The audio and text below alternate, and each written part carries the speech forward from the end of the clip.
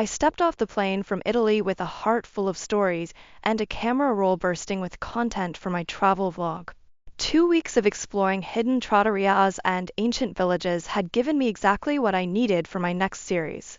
My name is Avery, and until today, I thought I had finally figured out how to balance my dream job with my marriage. The first sign something was wrong came when Eric didn't answer my texts after I landed. Usually, he'd send at least a quick, "Welcome back," or ask when to pick me up. Instead, I got radio silence and had to grab an Uber home. No big deal, I told myself. He was probably stuck in a meeting or something. The second red flag hit me when I saw his mother's car in our driveway. "Hello?" I called out, dragging my suitcase through the front door. The house felt different somehow, tense, like the air before a storm. I found them sitting in our living room like they were waiting for a funeral to start. Eric perched on the edge of the couch, his hands clasped together so tight his knuckles were white. His mother Lorraine sat next to him, ramrod straight in her designer pantsuit, lips pressed into that thin line I'd grown to hate over the years. "Welcome home, dear," Lorraine said, in that syrupy voice that always meant trouble was coming. Eric wouldn't look at me. "We need to talk, Avery." My stomach dropped.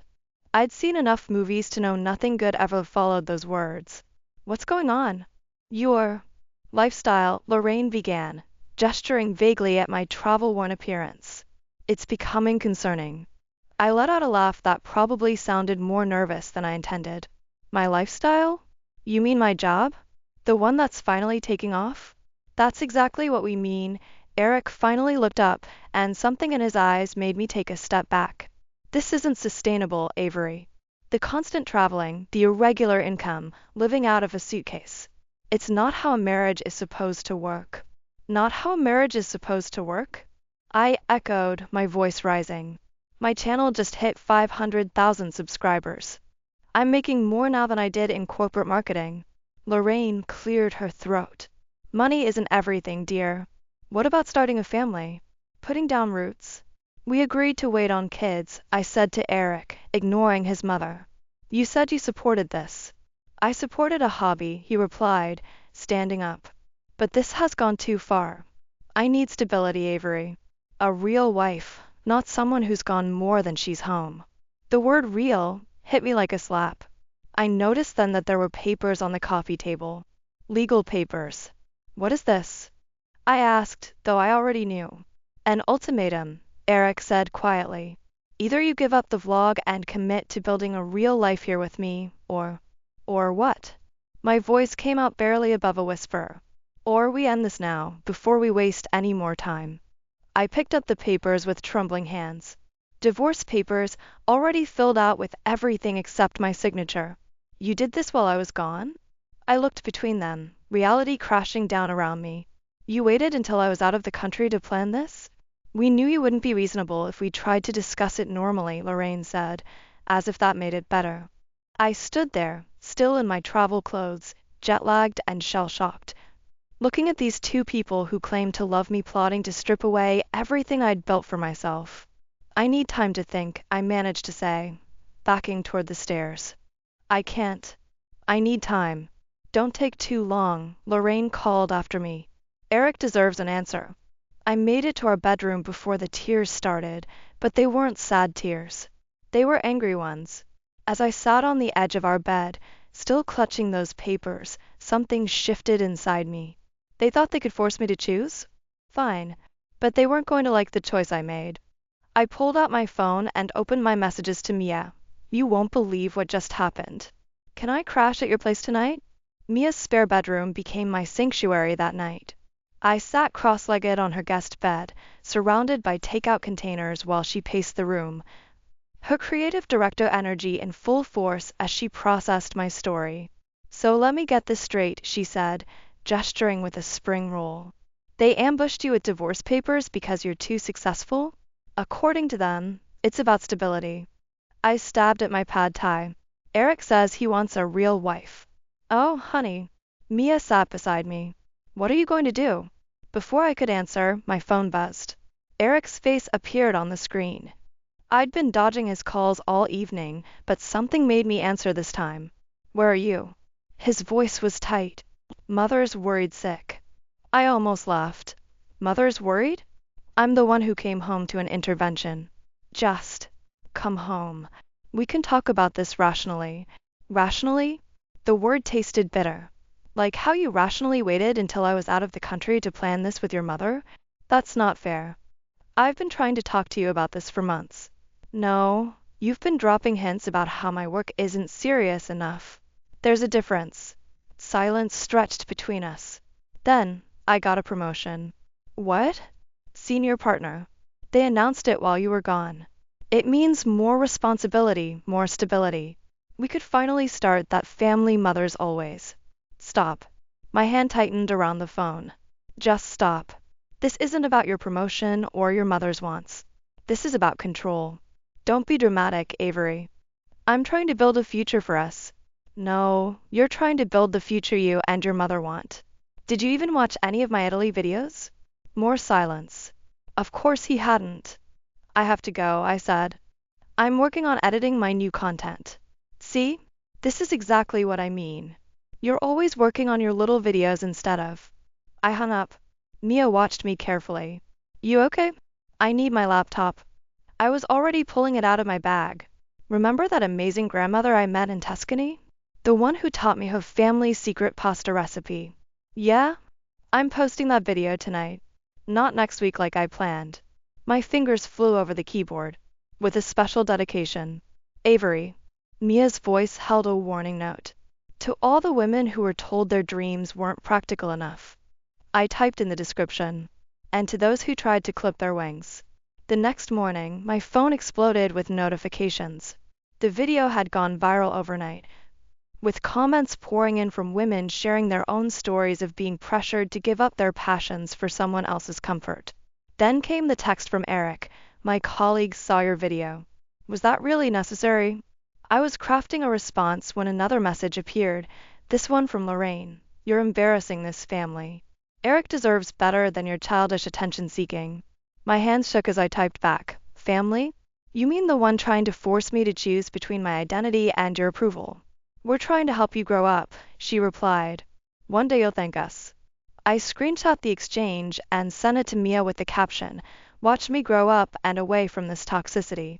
Later that afternoon, I sat in my favorite coffee shop, editing my next video when Jackson, my mentor in the vlogging world, slid into the seat across from me.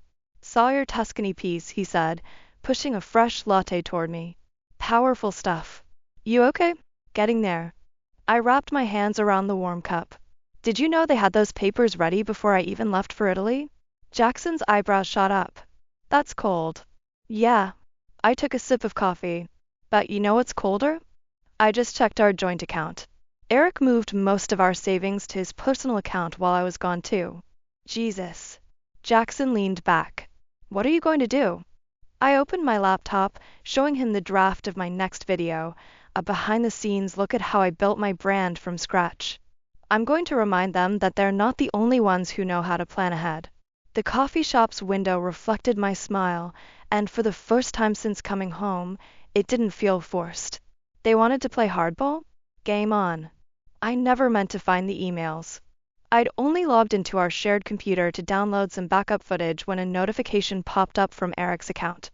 Usually I'd ignore it, but the subject line caught my eye. Concerns about Avery. My hands hovered over the keyboard. This was wrong. This was invasion of privacy. This was exactly what I needed to do. The email chain between Eric and his mother went back months. Before Italy. Before the ultimatum. Before everything. She's becoming more distant, Eric had written 3 months ago. Every time she leaves for these trips, she comes back different. More independent. Less willing to listen to reason. Lorraine's response made my stomach turn. That's why we need to act now, dear. Before she completely loses sight of her real responsibilities. I've spoken with Sarah at the firm. There's still an opening in the marketing department if we can convince her to give up this internet fantasy. They'd planned it all. The job. The intervention. Everything. They'd even discussed ways to make my vlogging more difficult, accidentally deleting footage, scheduling family events during my editing time. guilt-tripping me about travel expenses despite my channel's revenue. I was still staring at the screen when my phone buzzed. Eric, coming home tonight? His voice was carefully neutral. Mother's making her pot roast. Actually, I said, my voice steadier than I felt. I'm meeting with my lawyer. Silence. Then, lawyer. Yes, to discuss the interesting emails I just found. The ones about sabotaging my career. You went through my emails? His voice rose. That's private. Private like plotting with your mother to destroy my business? Private like arranging a job for me without my knowledge. We were trying to help you. Help me. I laughed, but it sounded more like a sob. By going behind my back? By treating me like a child who can't make her own decisions. You're being irrational. No, I'm being crystal clear. For the first time in our marriage, I'm seeing everything perfectly. I took a deep breath. I'm sending you a link to my latest video. You should watch it. Mother too. I hung up before he could respond and opened my editing software. The footage I'd been saving for next week would work perfectly for today instead. I'd filmed it in a tiny restaurant in Rome, interviewing a female chef who'd fought her entire family to follow her culinary dreams. 3 hours later, the video went live, breaking free, when family doesn't mean support. In the description, I included screenshots of select emails, carefully edited to protect private information, but clear enough to show the manipulation. My phone exploded immediately. First came Lorraine's text. Take that down immediately or you'll regret it. Then Eric, you've gone too far. Mother's crying. Finally, a message from an unknown number. Saw your video. I'm a producer with Travel Network. Let's talk. I screenshotted the producer's message and sent it to both Eric and Lorraine with one line. Funny how my internet fantasy keeps proving you wrong. Mia called moments later. Girl, you're trending. Have you seen the comments? I hadn't. I opened the video and felt tears well up as I read them. Hundreds of women sharing similar stories of family members trying to clip their wings, of partners who couldn't handle their success, of mothers-in-law who saw independence as a threat. I never wanted this fight, I told Mia. I just wanted to share the world with people. Sometimes the biggest fights find us when we're just trying to be ourselves, she replied. You coming to the studio tomorrow? Jackson's offering to help you film a follow-up. I glanced at the divorce papers still sitting in my bag, then at the producer's message on my phone. Yeah, I'll be there. I think it's time to show them exactly what happens when you try to cage someone who was born to fly. My laptop pinged with another email notification, Lorraine again, probably with more threats or guilt trips. I closed the browser without reading it. They'd had months to scheme and plot against me. Now it was my turn to write the story, and this time I was making sure it had a different ending. The meeting with the Travel Network producer went better than I could have dreamed. Sitting in Jackson's studio, I stared at the contract in front of me, my hands shaking slightly as I read through the terms. They want to do a whole series? Mia paced behind me, practically vibrating with excitement. About women breaking free from traditional expectations around the world? 6 episodes to start, I confirmed, still processing it myself. Each featuring a different country and different stories of women who chose their dreams over society's demands. Jackson leaned against his editing desk. This is huge, Avery. Like, life-changing huge. My phone buzzed. Eric again. I'd been dodging his calls since the email expose, but this time I answered. What? Mother's in the hospital. My heart stuttered. What happened?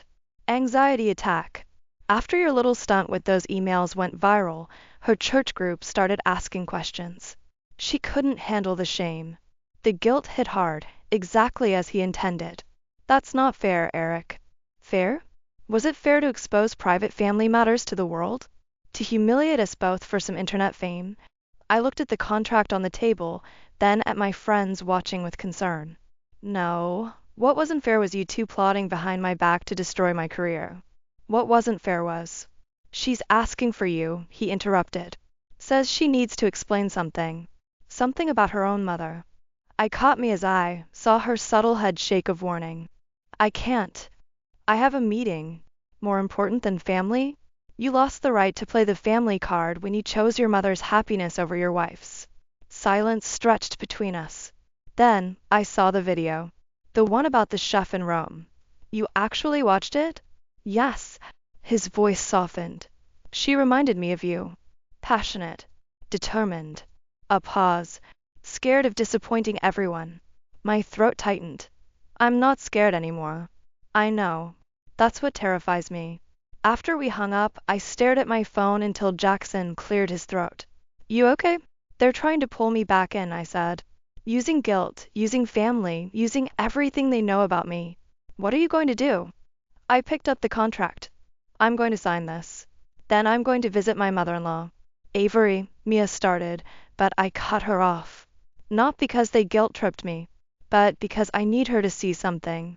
An hour later, I walked into Lorraine's hospital room, laptop under my arm. She looked smaller somehow, vulnerable in the hospital gown. Eric wasn't there, probably at work, keeping up appearances. Come to finish what you started? Her voice was weak but still carried that edge. No. I set up my laptop. I came to show you something. I pulled up the rough cut of my next video, interviews with my followers sharing their stories of breaking free. Women who started businesses in their 50s, who went back to school after divorce, who traveled the world solo after years of being told they couldn't. These are the lives you wanted to prevent, I said quietly. These are the dreams you tried to crush because they scared you. You don't understand. But I do, because they told me about the Lorraines in their lives too. The women who tried to keep them small because they never got the chance to be big themselves. Her face crumpled. My mother didn't let you pursue art school. I know. Eric told me once. Tears slid down her cheeks. I was trying to protect you from disappointment. No, I closed the laptop. You were trying to protect yourself from regret. But it's not too late, Lorraine. Not for either of us. I left the contract on her bedside table as I walked out. Let her see what her daughter-in-law was capable of. Let her understand what she'd tried to stop. My phone buzzed with a text from the producer. When can you start filming? I smiled as I typed back. How soon do you need me? Sometimes the best revenge isn't about destroying someone's world. Sometimes it's about building your own so magnificently that they have to watch from the sidelines, knowing they tried to stop it from existing. The dinner was my idea. One last attempt at reconciliation, I told myself, though deep down I knew it was more about proving something. I'd spent the afternoon cooking a traditional Italian feast, recreating recipes I'd learned in Tuscany. The same recipes that had helped launch my channel's success. Eric arrived first, wearing the careful expression of a man walking into a minefield. Smells good. Thanks. I kept my focus on plating the osso buco. Your mother here yet? She's parking. Avery. He stepped closer. About the hospital visit. The doorbell cut him off. Lorraine swept in, designer handbag clutched like a shield. Well, isn't this quaint? I'd set the dining room table with my best dishes, candles flickering against the growing darkness outside. The travel network contract sat beside my plate and signed, but impossible to ignore. I made everything from scratch, I said, serving the food, including the recipes I learned from that grandmother in Florence. The one whose video you both refused to watch. Lorraine picked up her fork with practiced elegance. Dear, about that contract. Let's eat first, Eric interrupted. Can we just have one normal family dinner? Normal? The word tasted bitter. Like the normal life you planned for me behind my back? Avery, Lorraine's voice carried that familiar warning tone. We've apologized. What more do you want? Apologized? I set down my wine glass harder than intended. You had an anxiety attack and played the victim. Eric blamed me for humiliating you. Neither of you has actually apologized, because there's nothing to apologize for, Eric snapped. We were trying to help you. Help me. I pulled out my phone, opening my analytics app. My channel has over 1 million subscribers now. The video about that Roman chef? It paid for this dinner. The series about breaking free from toxic expectations? It's funding my lawyer. Lorraine's fork clattered against her plate. Lawyer, did you think I wouldn't fight back? I turned to Eric. Did you really believe I'd just give up everything I've built because you and your mother decided it wasn't proper enough? We decided? Eric laughed, but it wasn't kind. You decided years ago that your internet fame was more important than our marriage. Internet fame? I stood up, hands shaking. I built a business. I created something meaningful. While you two were plotting to cage me in some corporate job, I was helping other women find their voice. And what about my voice? Eric stood too. What about what I wanted? What you wanted? I gestured at Lorraine. Or what she wanted for you. Don't you dare, Lorraine started, but I cut her off. No, I'm done being polite. I'm done pretending this is about family or stability or whatever excuse you're using this week. This is about control. This is about you being so scared of change that you'd rather destroy your son's marriage than let him be happy with someone who doesn't fit your mold. The silence that followed felt like glass about to shatter.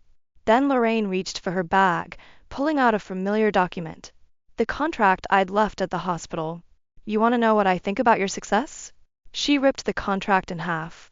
I watched the pieces flutter to the table, something breaking and reforming inside me. Thank you. Thank you. Eric looked confused. Yes. I walked to my office, returning with another copy of the contract, this one already signed. Thank you for finally showing me who you really are. Both of you. What does that mean? Lorraine's voice wavered. It means I start filming next week. In Paris. I picked up the torn contract pieces.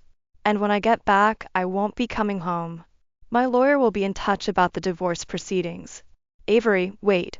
Eric reached for me, but I stepped back. I made tiramisu for dessert, I said, gathering my keys and phone. Enjoy it. Consider it a parting gift, proof that sometimes the sweetest revenge is simply living well. I walked out of my house for the last time, leaving them with their cold osso buco and shattered expectations. In my car, I texted Mia, it's done. Can you help me pack tomorrow? Her response was immediate. Proud of you. Wine and boxes are ready whenever you are. I started the engine, watching the dining room lights through the window. Sometimes you have to burn bridges to stop yourself from crossing them again.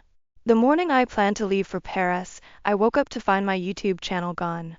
Not just a video or two, the entire channel had vanished. 5 years of work, over 1 million subscribers, everything that proved I wasn't just playing at success, disappeared overnight. My hands shook as I called Jackson. Someone hacked me. Everything's gone. I'm on it, he said. But Avery, there's more. Check your email. The travel network's message was brief, due to concerns about recent controversies and channel instability. We regret to inform you that we must withdraw our offer. My phone buzzed with a text from Eric. Mother knows people in television. Maybe now you'll understand what real stability means. I sat on Mia's guest bed, surrounded by half-packed boxes, trying to breathe. They'd finally done it. They'd found a way to clip my wings. We can fight this, Mia said, pacing the room. Jackson knows cybersecurity people. We can prove. Prove what? My voice cracked. That my mother-in-law has connections? That my husband's firm probably handled the network's accounts? They made it look legitimate. Clean. My phone kept buzzing. Followers asking what happened. Collaborators wondering about planned projects.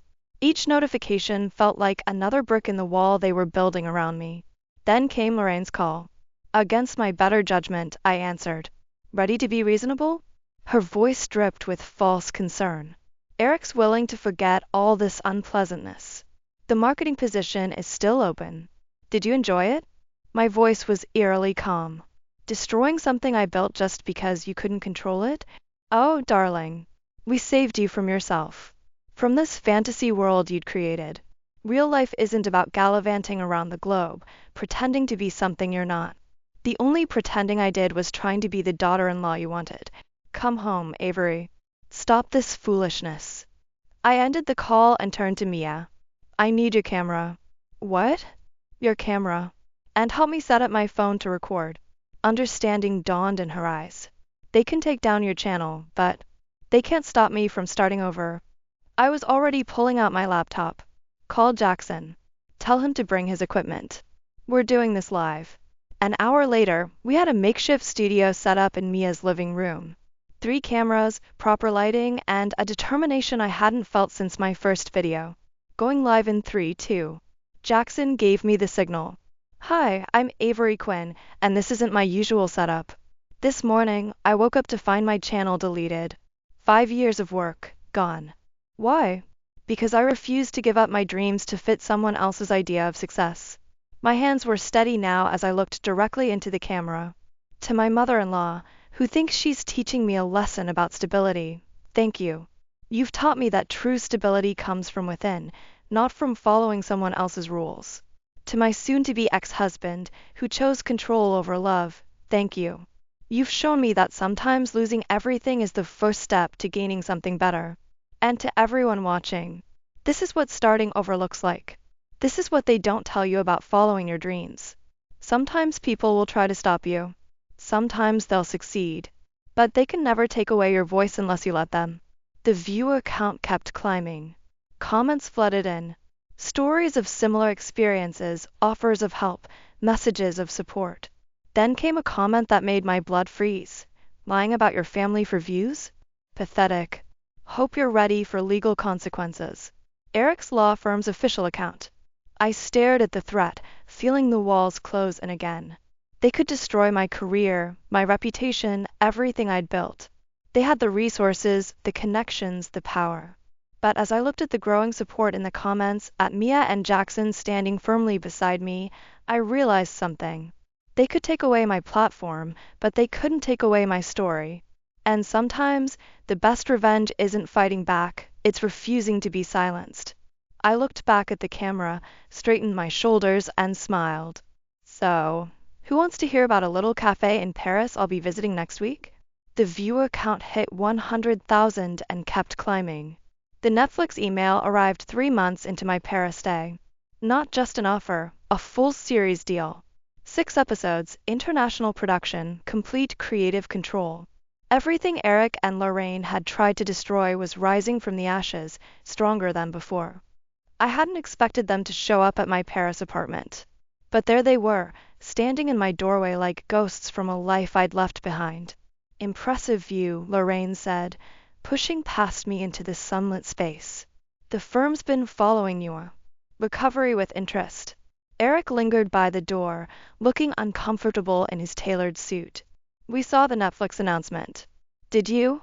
I kept my voice neutral, though my hands itched to grab my phone and start recording.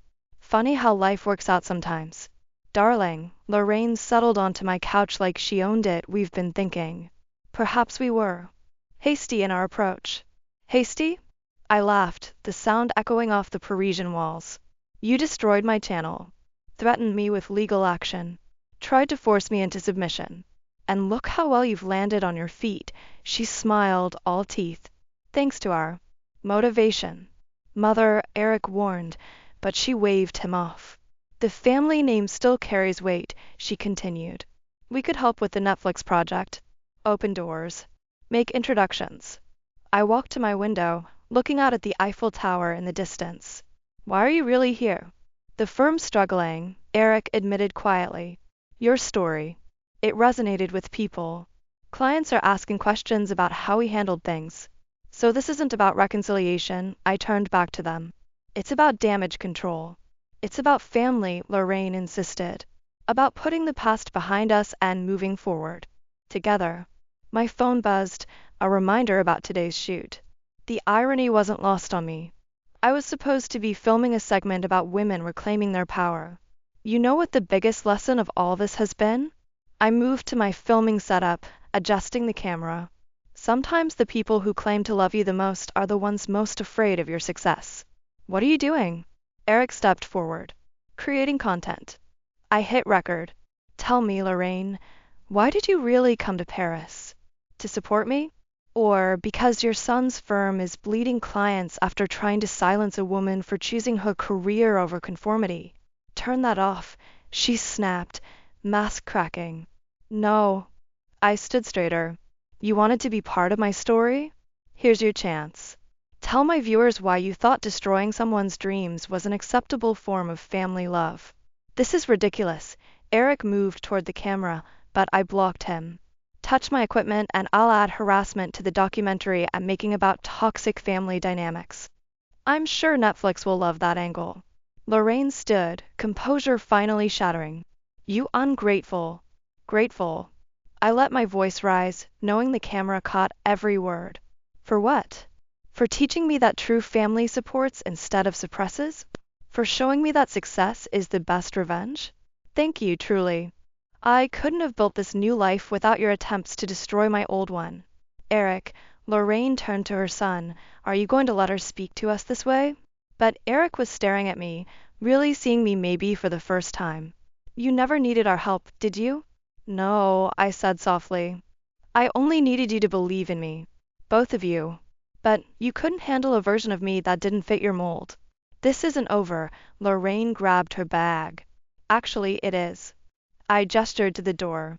My crew will be here soon to film. Unless you'd like to stay and explain to them why you're here. They left without another word, but as the door closed, I heard Lorraine's sharp intake of breath. Through the window, I watched them hurry past the cafe where my camera crew was already setting up. I touched my phone, stopping the recording. Sometimes the best revenge isn't about getting even. It's about letting people witness their own toxicity, perfectly framed and in focus. 1 year later, I stood in front of a packed auditorium in New York, preparing to screen the final episode of my Netflix series. The show had exceeded everyone's expectations, becoming a rallying cry for women fighting to define success on their own terms. Mia sat in the front row, beaming, while Jackson filmed from the side, probably for his own documentary about independent creators. The energy in the room crackled with anticipation. Then I saw her slip in through the back door. Lorraine, looking smaller somehow, clutching a familiar leather-bound notebook I recognized from her college days. The art portfolio she'd never shown anyone. I began my introduction. A year ago, I thought losing everything meant the end of my story. Instead, it was just the beginning. The lights dimmed, and the episode began to play. Afterward, during the Q&A, a young woman stood up. What would you say to the people who tried to stop you? Before I could answer, another voice cut through the crowd. Lorraine had made her way to the microphone. I can answer that, she said, her voice wavering. Because I was one of them. The room went silent. My heart pounded as she opened her portfolio, pulling out a yellowed piece of paper. 40 years ago, I got accepted to art school in Paris. Her hands shook. My mother tore up the acceptance letter. Said proper women don't abandon their families for foolish dreams. She looked directly at me. I became the very thing I hated because it was easier than admitting I was wrong. I gripped the podium, unsure whether this was another manipulation or something real. The firm filed for bankruptcy last month, she continued. Eric's starting over at a smaller company. He's happier, actually. Away from my influence. She managed a small smile. Your success didn't destroy us, Avery. It freed us. After the event, I found her waiting by the exit, clutching her portfolio like a shield. These are good, I said, glancing at the sketches she'd finally shared. Really good. I'm taking classes now, she admitted. Local art studio. Baby steps. Why are you telling me this? Because you deserve to know that your revenge wasn't just about proving us wrong. It was about proving that it's never too late to be right. She handed me an envelope. I wrote this months ago, but never had the courage to send it. Later that night, in my hotel room, I opened her letter. Pages of confessions, regrets, and finally, understanding. The last line caught in my throat. Thank you for showing me that the dreams we bury don't die. They just wait for someone brave enough to dig them up again. My phone buzzed with a text from Eric. Saw your finale. You were right. About everything. I'm sorry it took losing you to find myself. I didn't respond, but I did open my laptop and start typing. Dear followers, let me tell you a story about revenge. Not the kind that destroys, but the kind that rebuilds. The kind that shows others how to break free from their own cages. Mia called as I was finishing the post. You okay? That was intense with Lorraine. Yeah, I looked out at the New York skyline. You know what's funny? I spent so long trying to prove them wrong, I never considered that maybe what they needed was someone to prove it was okay to change. So what's next for the great Avery Quinn? I smiled, thinking of Lorraine's art portfolio, Eric's new start, and my own journey. I'm thinking of doing a series about late bloomers. People finding their passion after everyone told them it was too late. Revenge by inspiration? Mia laughed. Very you.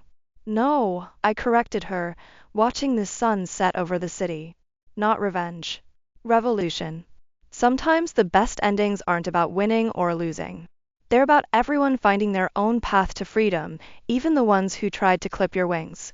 Because in the end, the greatest victory isn't in proving others wrong, it's in proving to yourself that you were right all along.